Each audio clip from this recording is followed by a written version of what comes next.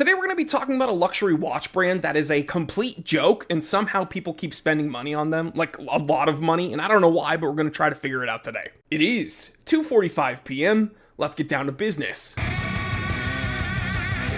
Luxury watchmaking is often about craftsmanship, innovation, timeless designs. But somehow there's this brand that will not go away, and they've missed the memo completely. And that brand is Corum. Now, if you've never heard of Corum, you're not alone. It's because no one talks about them unless they're making fun of them. They've been around since 1955, and they've been making hot garbage pretty much the entire time. That's right, they've been spending decade after decade producing the most consistently ugly, overpriced pieces of water trash I have ever seen. But somehow, rich people keep spending loads and loads and loads of money. I want to throw up. So today we're going to be taking a look at what might be the biggest joke in the watch world. So who even is Corum? Well, like many other Swiss watchmakers, they started making kind of more traditional timepieces, and they have one really cool design that I want to keep coming back to, and it's so close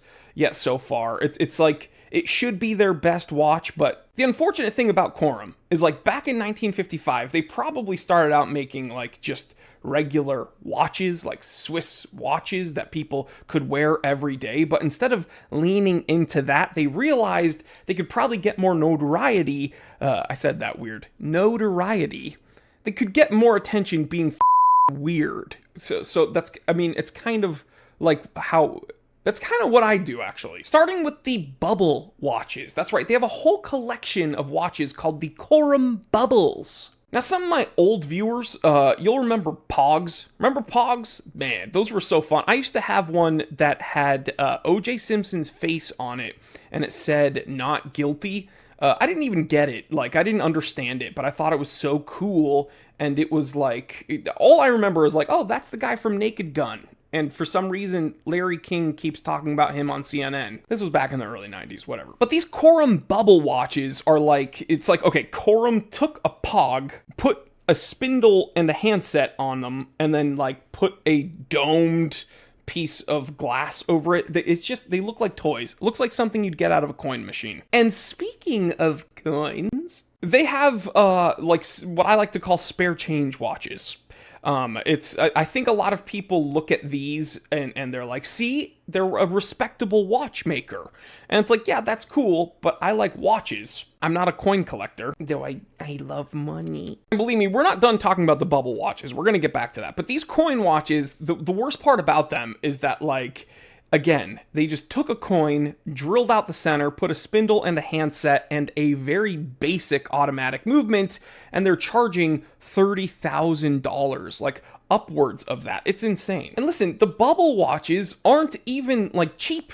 I think the cheapest you can find them is $2,000 or right around that, and they're not worth that either. I don't know what sorry idiot is looking up Corum bubble watches and trying to find them secondhand. I don't know what's worse, someone buying them full price or some idiot hoping they can snipe a really good deal on one later. Just don't buy them. Now, remember when I said they have this one design that is so close, it should be their best watch, but they find a way to f it up? It's their Golden Bridge watches. Now, this is really cool in theory. It's a stacked rectangular movement, very detailed, very small.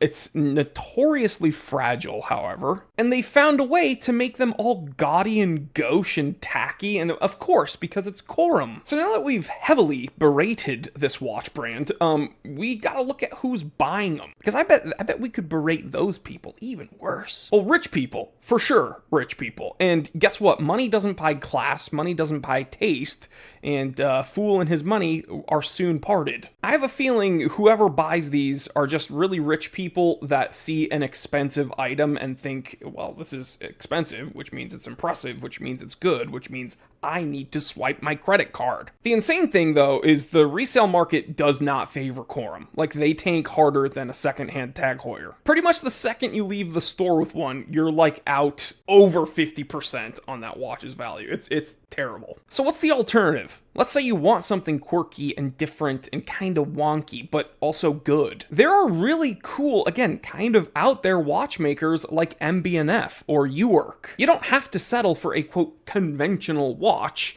There's a lot of really out there, crazy, expensive, impressive watches that aren't Corum. MB&F even has a watch that looks like a bubble, but it's actually cool. But again, Corum is just more proof that just because something's expensive doesn't mean it's luxurious. So have any of you actually seen a Corum watch in real life? Have you ever heard of someone wearing one, or have you ever heard anything good about them at all? Let me know in the comments section. Alright guys, have a good weekend. I'll catch you on the next one. Stay happy, stay healthy, stay blessed. I'm Jory Goodman, the time teller, and always remember, I didn't invent time, I just tell it.